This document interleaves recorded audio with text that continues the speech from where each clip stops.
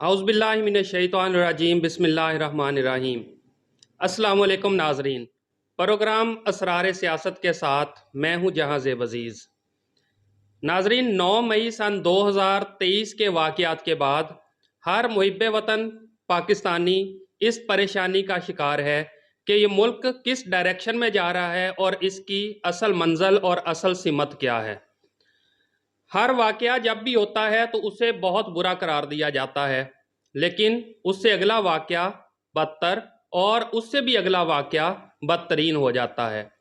अवाम और हुकूमत हर बार यही उम्मीद रखते हैं कि ये वाक़या जो हो चुका है इससे बुरा वाक़या रूनमा नहीं हो सकता, लेकिन जैसे ही उससे अगला वाक़या रूनमा होता है तो वो पिछला वाक़या इस वाक़े की सिर्फ एक झलक दिखाई देता है और वो वाक़या उससे भी बदतर होता है। हम अगर बात करें सानिया एपीएस की, तो ऐसा महसूस होता था कि इससे बुरा वाक़या नहीं हो सकता। श्रीलंकन टीम पर हमले की बात करें तो यही लगता था कि अब इस मुमलिकत खुदादाद के साथ इससे बुरा नहीं हो सकता और इससे बुरा वक्त नहीं आ सकता। लेकिन फिर चश्मे फलक ने यह भी देखा कि लाहौर के पुलिस ट्रेनिंग सेंटर पर भी हमला होता है, मैरियट होटल जो इस्लामाबाद में मौजूद है उस पर भी हमला होता है, और इसके अलावा मुख्तलिफ वाक़यात रूनमा होते रहते हैं। कराची एयरपोर्ट पर दहशतगर्द दाखिल हो जाते हैं। उसके अलावा पाकिस्तान के दिफा का सबसे बड़ा मरकज़ जनरल हेड क्वार्टर रावलपिंडी, ये जिसको हम GHQ बोलते हैं, तो वहाँ पर भी दहशतगर्द दाखिल होते हैं और वहाँ पर हमला आवर होते हैं। तो हर वाक़े के बाद यही उम्मीद की जाती थी कि अब हमारे दिफाई इदारे भी बेहतर परफॉर्म करेंगे, हमारी हुकूमत भी बेहतर परफॉर्म करेगी, और उन्होंने अपने तय कोशिश भी की इस हवाले से।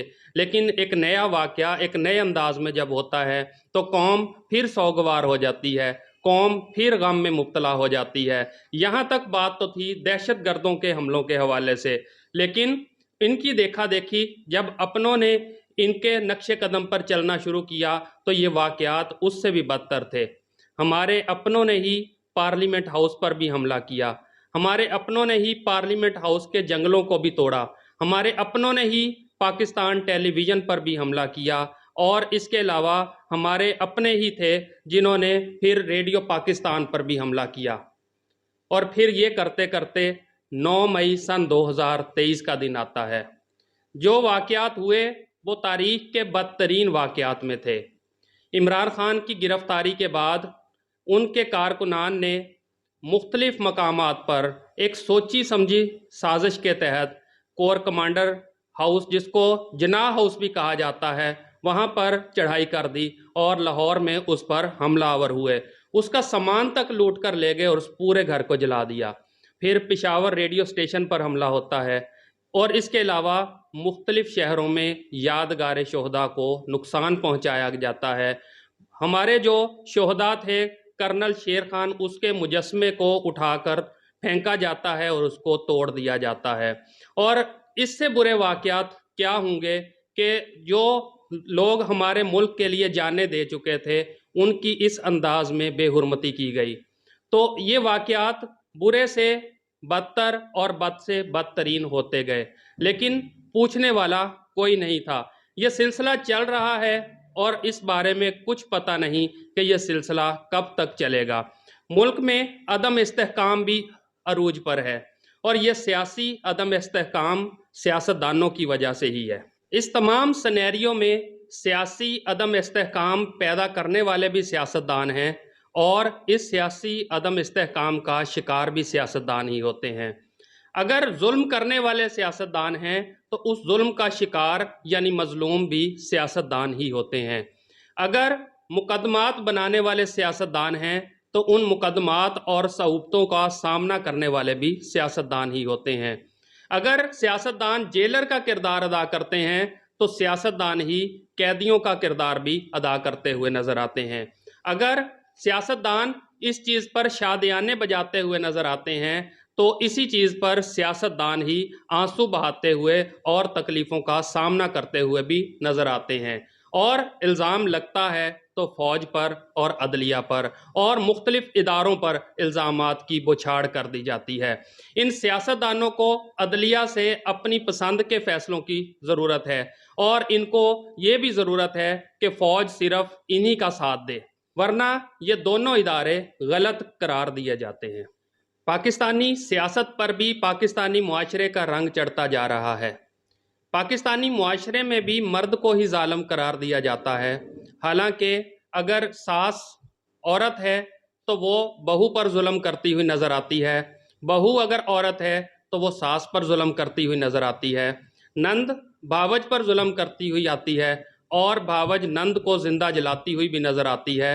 लेकिन मर्द अगर मुदाखलत करता है तो वो जालिम करार पाता है। तो यही हाल हमारे सियासतदानों का भी है कि ये एक दूसरे पर पाबंदियां भी लगाते हैं, एक दूसरे पर मुकदमात भी कायम करते हैं, मुल्क में सियासी अदम इस्तेहकाम भी लेकर आते हैं, मुल्क को उसके असासों को बेचने की भी बात करते हैं। लेकिन जब फ़ौज और अदलिया मुदाखलत करती है तो वो गद्दार भी करार पाते हैं और वो गलत भी करार पाते हैं। ऐसा ही हाल हमारे सियासतदानों का है कि जुल्म सारे सियासतदान करते हैं और इल्ज़ाम फ़ौज और अदलिया पर लगा दिया जाता है। सियासी जमातों पर पाबंदियां सियासतदान लगाते हैं, लेकिन जब उन पर पाबंदी लगती है तो इल्ज़ाम फ़ौज और अदलिया पर लगा दिया जाता है। सियासतदानों को कैद व बंद की सऊबतें बर्दाश्त सियासतदान करवाते हैं, लेकिन इल्ज़ाम फ़ौज और अदलिया पर लगा दिया जाता है। सियासतदान अगर 3 अप्रैल को अदम एतमाद की रूलिंग को गलत करार देते हैं तो सियासतदान खुद को ठीक करार देते हैं, लेकिन जब अदलिया आइन की बहाली की बात करती है, आइन को बहाल करने में अपना किरदार अदा करती है, तो अदलिया गलत करार पाती है। इसी तरह मुख्तलिफ मामलात में अगर इलेक्शन 90 दिन में नहीं करवाए जाते और अदलिया मुदाखलत करके 90 दिन में इलेक्शन करवाने का हुक्मनामा जारी करती है तो अदलिया गलत करार पाती है। मुल्क में सियासी अदम इस्तेहकाम और पुरतशद्दुद वाक़यात होते हैं, फ़ौज के और मुल्क की इमलाक को नुकसान पहुँचाने की बात होती है, तो फ़ौज जब मुदाखलत करती है तो फ़ौज गद्दार करार पाती है और फ़ौज पर मुख्तलिफ़ किस्म के इल्ज़ामात आयद किए जाते हैं। वक्त आन पहुँचा है कि हर सियासतदान, हर सियासी जमात सियासी पुख्तगी का मुजाहरा करते हुए मुज़ाकरात की मेज़ पर बैठे। हम देख रहे हैं कि 2014 से लेकर आज तक एक ही खेल बार बार दोहराया जा रहा है। सबसे पहले एहतजाज का सिलसिला शुरू होता है, उसके बाद पुरतशद्दुद वाक़यात होते हैं, फिर उसके बाद गिरफ्तारियां होती हैं, मुज़ाकरात होते हैं, सियासी मुकदमात और तशद्दुद के मुकदमात को एक ही फहरिस्त में रखकर सबको माफ़ कर दिया जाता है और सब हंसी खुशी रहने लगते हैं। लेकिन ये सिलसिला बंद होना चाहिए। इसमें जो गरीब पिसता है, गरीब का जो माली और जानी नुकसान होता है, वो किसी सूरत भी पूरा नहीं हो पाता और फिर से एक नया सिलसिला शुरू होता है। एक नई सियासी जमात उठती है, फिर वो एहतजाज करती है, फिर गिरफ्तारियां और पुरतशद्दुद वाक़यात होते हैं, फिर मुज़ाकरात के बाद खेल दोबारा से शुरू हो जाता है। ये सिलसिला अब इसी तरह अगर चलता रहा तो ये मुल्क बहुत ज़्यादा सियासी अदम इस्तेहकाम का शिकार हो जाएगा और इस मुल्क की मईशत जो है वो दिवालियापन के करीब जो पहले ही पहुंच चुकी है, तो दिवालियापन का शिकार हो जाएगी और आलमी सतह पर हमारी बहुत ज़्यादा सुबकी होगी। ज़रूरत इसी अमर की है कि आज से सज़ा और जज़ा का सिलसिला शुरू किया जाए। उन लोगों को जो पुरतशद्दुद वाक़यात में मुलव्वस हैं, जो उनके सहूलतकार हैं, जो उनको तरगीब देने वाले हैं, उनको आज से सज़ा दी जाए। जिन्होंने कोर कमांडर हाउस को जलाया, जिन्होंने रेडियो पाकिस्तान पेशावर को जलाया, जिन्होंने शोहदाए पाकिस्तान की बेहुरमती की, उनको आज से सज़ा दी जाए। उनको किसी भी सियासी एफिलिएशन से बालातर होकर उनके मुकदमात स्पेशल या आर्मी अदालतों में अगर आज चला दिए जाएं तो मेरा ख्याल है कि किसी भी सियासी लीडर और सियासी रहनुमा के कहने पर लोग पुरतशद्दुद वाक़यात का शिकार नहीं होंगे और गरीबों का नुकसान होने से बच जाएगा। पाकिस्तान सियासी इस्तेहकाम की तरफ चल पड़ेगा। हमारे डॉलर की उड़ान जो है बहुत ऊंची हो चुकी है, वो नीची हो जाएगी। हमारी स्टॉक मार्केट जो बहुत नीचे आ चुकी है वो बहुत ऊपर चली जाएगी। इसके अलावा हमारी अशिया खुर्दोनोश जो बहुत इस वक्त सूरत हाल दीगर गुम हो चुकी है, جو महंगाई बहुत ज़्यादा बढ़ चुकी है, जो पेट्रोल और डीजल की कीमतें आसमान से बातें कर रही हैं, वो नीचे हो जाएंगी। स्टॉक मार्केट ऊपर जाने से मुल्क में सरमायाकारी भी आएगी, लोगों का मेयार ज़िंदगी भी बुलंद होगा। मेयार ज़िंदगी बुलंद होने से लोगों के अंदर शऊर भी आएगा। हर बार यही सियासतदान अपने ही मकाफात अमल का शिकार होते हैं। कल पीटीआई ने अगर तहरीक लब्बैक पाकिस्तान पर पाबंदी लगाने की कोशिश की थी, तो आज तहरीक इंसाफ पर भी पाबंदी की बातें गर्दिश कर रही हैं। ये दुनिया मकाफात अमल है। कभी नैब जो कायम की थी जनरल परवेज़ मुशर्रफ ने, उसी का शिकार फिर जनरल परवेज़ मुशर्रफ भी हुआ और एहतसाब अदालतों में पेश हुआ। फिर इसमें जो तरामीम की गई, अपने दौर में नैब का जो बदतरीन कानून लागू किया गया इमरान खान की हुकूमत में, आज वो भी उसी का शिकार नज़र आता है। पाकिस्तान मुस्लिम लीग नून और पीपल्स पार्टी ने जो एक दूसरे पर अपने दौरे हुकूमत में मुकदमात बनाए, तो अगले दौरे हुकूमत में उनको भी उन्हीं मुकदमात का सामना करना पड़ा। लेकिन इस सारे अमल में जो अगर इल्ज़ाम दिया गया तो वो फ़ौज को दिया गया। सियासतदान खुद ही ऐसे हालात पैदा करते रहे कि फ़ौज को मुदाखलत करना पड़ी, क्योंकि फ़ौज और अदलिया इस मुल्क का सबसे बड़ा स्टेक होल्डर है। इनके बगैर रियासत पाकिस्तान का वजूद मुमकिन नहीं है। तो अगर आप हालात को इस नहज पर ले जाएंगे तो फिर मुमकिन नहीं है कि वो स्टेक होल्डर अपना किरदार अदा ना करें। आज भी पीटीआई पर पाबंदी की बात ज़ेर गौर है, लेकिन मेरे ख्याल में पार्टियों पर, सियासी पार्टियों पर पाबंदी लगाकर जमहूरियत को कभी भी मजबूत नहीं किया जा सकता। आज अगर एक पार्टी की पाबंदी पर शादियाने बजाए जाएंगे, तो कल दूसरी पार्टियों पर भी नए इत्तेहाद बनेंगे, नई सियासी पार्टियां जन्म लेंगी और उनकी पाबंदियों पर वो भी खुशियों का इजहार करेंगे। तो ये सियासी अमल को चलते रहना चाहिए। जिन्होंने जुर्म किया है, जुर्म की सज़ा होनी चाहिए। अगर रहनुमाओं ने जुर्म किया है, उनको उसकी सज़ा मिलनी चाहिए। कारकुनों ने अगर जुल्म किया है तो उनको उसकी सज़ा मिलनी चाहिए। लेकिन पार्टियों पर पाबंदी इस मसले का हल नहीं हो सकता। किसी भी जमहूरी मुल्क में पार्टियों पर, सियासी पार्टियों पर पाबंदी नहीं लगाई जा सकती, क्योंकि यही पार्टियों ने लीडरशिप पैदा करना होती है। आज अगर जुर्म करने वालों को आप सज़ा दे देंगे, तो अगर पार्टी मौजूद होगी तो नई लीडरशिप वजूद में आएगी, नए लोग आएंगे जो इस मुल्क की बाग दौड़ संभालेंगे। तो ऐसा भी होता रहा है कि मुख्तलिफ पार्टियों में, मुख्तलिफ ममालिक में ऐसा रहा है कि लोगों ने जुर्म किए, उनको सज़ा मिली। हाल ही में अमेरिका के सदर डोनाल्ड ट्रंप को भी सज़ा मिली उसके जराइम की वजह से, लेकिन उनकी पार्टी पर पाबंदी नहीं लगाई गई, क्योंकि वो एक जमहूरी मुल्क है। वो समझते हैं कि जमहूरियत में ही उनकी बका है और हमारी बका भी जमहूरियत में है, लेकिन जमहूरियत को पनपने देना चाहिए। इसी सूरत में हम दुनिया में एक तरक्की याफ्ता ममालिक की फहरिस्त में शामिल हो सकते हैं। अगर जमहूरियत पनपती हुई नज़र नहीं आएंगी तो फिर गैर सियासी लोग इक़्तिदार में होंगे और सियासी लोग जेलों में कैद व बंद की सऊबतें बर्दाश्त करते हुए नज़र आएंगे। इसीलिए आज से तमाम सियासतदानों को अपना किबला दुरुस्त करना होगा।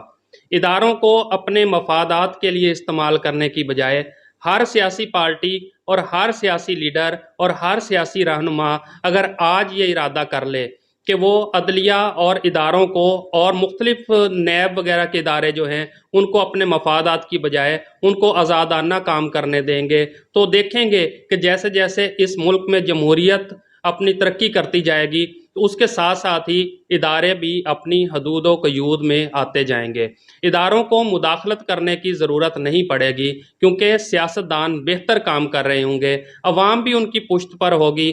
आज तो ये है कि सियासतदान जब हालात को इस नहज पर ले जाते हैं और इदारों की तरफ से जब मुदाखलत होती है, तो अवाम भी उसको फिर खुश आमदीद कहती है, क्योंकि अवाम की नज़र में सियासतदान फिर नाअहल शुमार किए जाते हैं।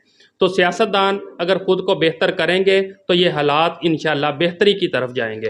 अगर आज सियासतदान खुद को दुरुस्त नहीं करेंगे तो फिर जब भी वो इक़्तिदार में आएंगे तो इस शेर के मुतरादफ ही उनका यही हशर होगा कि कितने बेदर्द हैं जिंदा के निगहबां मोहसन, आँख लगती है तो जंजीर हिला देते हैं। कि जब भी वो इक़्तिदार में आएंगे तो फिर जंजीर कहीं से हिलेगी और उनका इक़्तिदार ख़त्म हो जाएगा। आखिर में एक ये भी वजाहत मैं कर दूं कि फ़ौज पर तनकीद की जा रही है کہ کور کمانڈر ہاؤس میں جب حملہ ہو رہا تھا تو فوج نے کیوں نہیں روکا؟ کیا فوج خدا نخواستہ کمزور ہو گئی تھی؟ تو میں ان کو یہی بتانا چاہتا ہوں کہ جب 1965 کی جنگ ہوئی تھی، جب کارگل کی جنگ ہوئی تھی، دہشت گردی کے خلاف جنگ ہوئی تھی، آپریشن ضرب عضب ہوا تھا، مختلف قسم کے دہشت گردی کے خلاف آپریشن ہوئے تھے، تو یہی فوج تھی، یہی وہ نوجوان تھے، یہی وہ شہید تھے جنہوں نے اپنے لہو سے اس گلشن کی آبیاری کی تھی۔ لیکن اب کی بار ان کے سامنے ان کی اپنی عوام تھی۔ یہ ویسا ہی تھا جیسا کہ 1971 میں اپنی ہی عوام فوج کے سامنے موجود تھی، تو اس وقت پھر ہار ہی فوج کا مقدر ہوتی ہے۔ اس بار فوج نے بہت زیادہ حکمت اور تحمل کا مظاہرہ کرتے ہوئے اپنے دشمنوں کو یہ موقع ہی فراہم نہیں کیا کہ عوام اور فوج آمنے سامنے آ جائیں۔ فوج نے اپنے اوپر ایک بار پھر، اپنے شہداء کے اوپر ایک بار پھر نشانہ اور ایک بار پھر حملہ تو برداشت کر لیا، لیکن دشمن کے ناپاک ارادوں کو خاک میں ملا دیا، کیونکہ اپنی عوام کے ساتھ فوج کا لڑنا کسی صورت بھی مناسب نہیں ہے۔ ویسے بھی ایک مومن کے بارے میں یہی کہا جاتا ہے کہ ہو ہلکا یاراں تو بریشم کی طرح نرم، رزم حق و باطل ہو تو فولاد ہے مومن۔ تو آپس میں جب مومن ملتے ہیں تو وہ تو ریشم کی طرح نرم ہوتے ہیں۔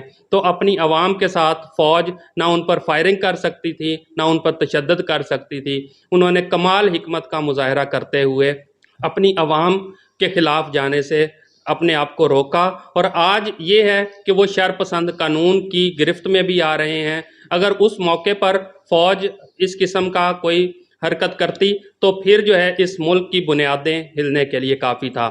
اس فوج کا کام خانہ جنگی کو روکنا ہوتا ہے، نہ کہ خانہ جنگی کو فروغ دینا، اور یہی کام ہماری فوج نے بحسن خوبی انجام دیا ہے۔ اس کے علاوہ عوام کو ہمیشہ اپنی فوج کے ساتھ کھڑا ہونا ہوتا ہے، کیونکہ عوام ہی فوج کی اصل طاقت ہوتے ہیں۔